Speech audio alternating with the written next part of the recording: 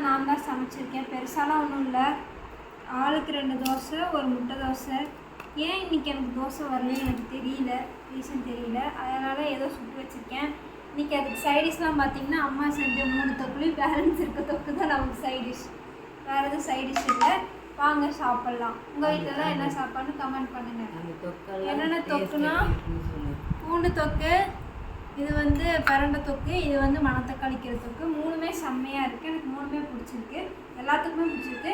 உங்களுக்கு வேணும்னா ஸ்க்ரீனத்தில் வாட்ஸ்அப் நம்பருக்கு வாட்ஸ்அப் பண்ணி ஆர்டர் ப்ளேஸ் பண்ணிக்கோங்க. பாய்.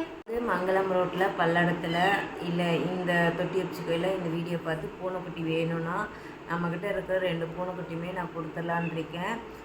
நானே எல்லாத்தையும் சொல்லிகிட்டே இருக்கேன். யாருக்காவது வேணுன்னா சீரியஸாக இந்த குட்டி எங்கே இருக்கீங்களோ கொண்டாந்து கொடுத்துட்டு அவனை பத்திரமா மட்டும் பார்த்துக்கோங்க.